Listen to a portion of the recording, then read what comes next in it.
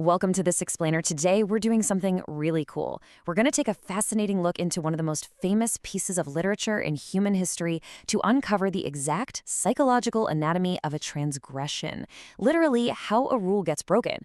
We're meticulously deconstructing a brief, incredibly iconic 10-verse text. You know, the story of the garden, the serpent, and the forbidden fruit. But we're looking at it not just as a story, but as an absolute masterclass in how doubt is seeded, rules are shattered, and how human vulnerability is born. By diving into this specific excerpt, we're going to see a surprisingly modern breakdown of manipulation, temptation, and fear. So let's dive right in.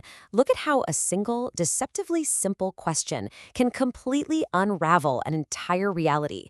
It's kind of funny, actually, how history's greatest disasters rarely start with, like, a giant explosion. They usually start with a casual, hey, quick question, right? Notice that the instigating force here doesn't begin with some grand declaration of war. It begins with this seemingly innocent inquiry. Did God actually say? This is the ultimate planting of doubt. The serpent is basically inviting the woman to reevaluate the foundational rule of her entire environment. And it's a brilliant psychological tactic because it doesn't attack the rule directly. Instead, it attacks her memory and her interpretation of it, creating just enough cognitive dissonance to pry the door open for what comes next. Oh, and fun fact, pop culture almost always throws an apple into this scene, but the text literally only ever mentions a generic fruit. That deliberate ambiguity, it's a big part of what makes this temptation so universal. Moving right along to phase 1, the serpent's subtle manipulation. Well, this perfectly illustrates the core conflict, the jarring direct contradiction between the creator's established rule and the serpent's rebellious guarantee. Look at the woman's understanding of the rule first. Do not eat it, do not even touch it, or you will die. Pretty clear, right? But once that initial seed of doubt is planted, the serpent swoops in for a direct contradiction. You will not surely die. I mean, wow, this is a profound moment. The serpent is effectively nullifying the consequence. And we all know if you just remove the consequence of breaking a rule, the barrier to breaking that rule basically evaporates. Now, what's absolutely fascinating about this tactic is how the serpent swaps out the fear of death with this massive, enticing promise of divine knowledge and ultimate enlightenment.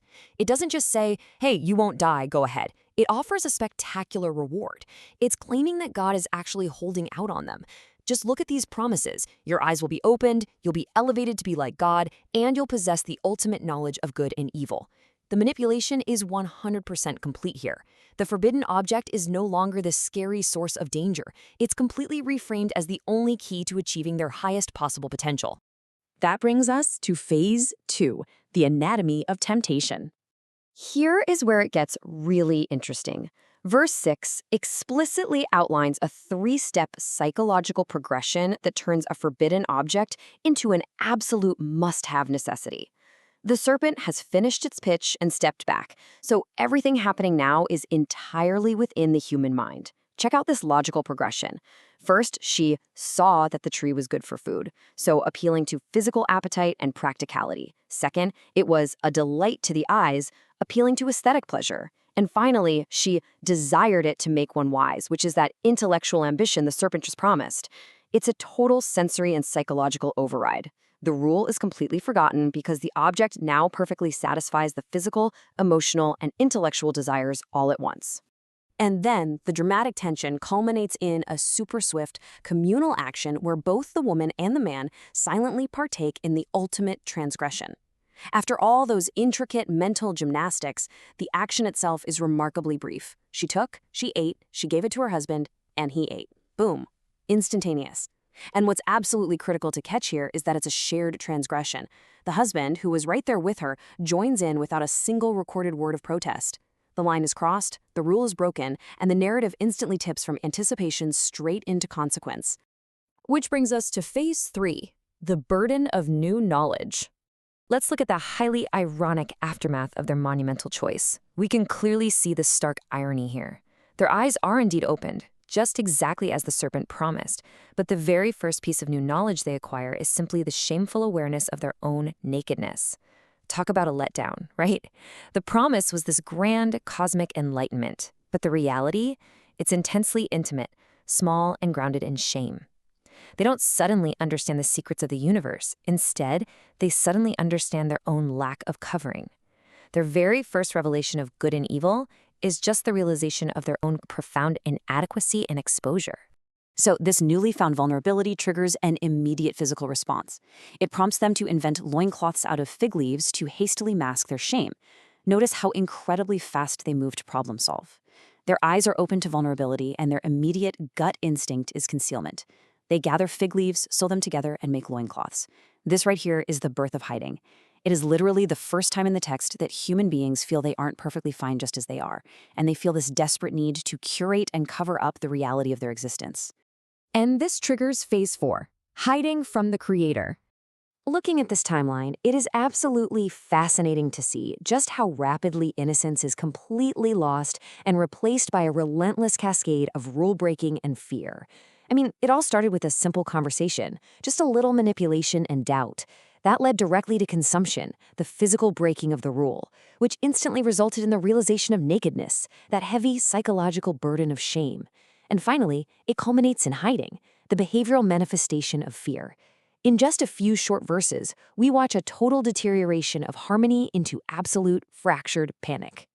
Now, imagine the heavy sensory weight of this next moment.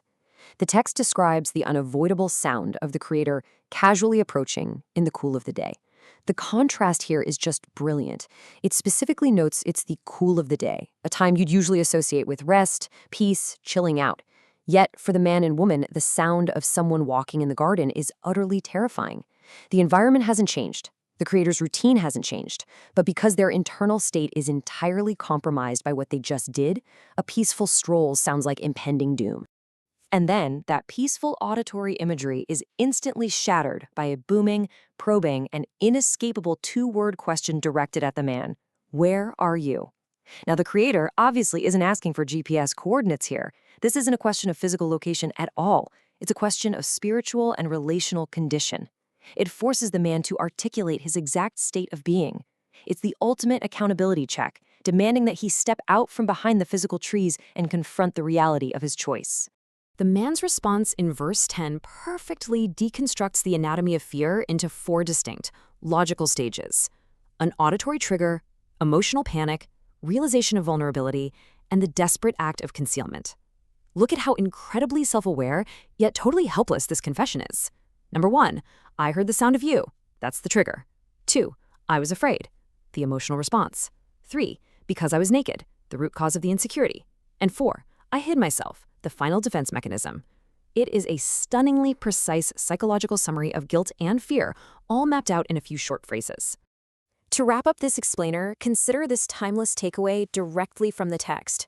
When our own eyes are open to our flaws, how do we still sow our own fig leaves and hide among the trees? The text we've deconstructed today might be ancient, but this anatomy of transgression is incredibly present.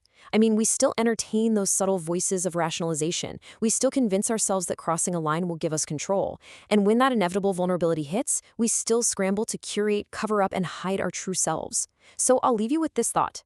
In what ways are you currently stitching together fig leaves to avoid the inescapable questions of your own life? Thank you so much for exploring this fascinating text with me.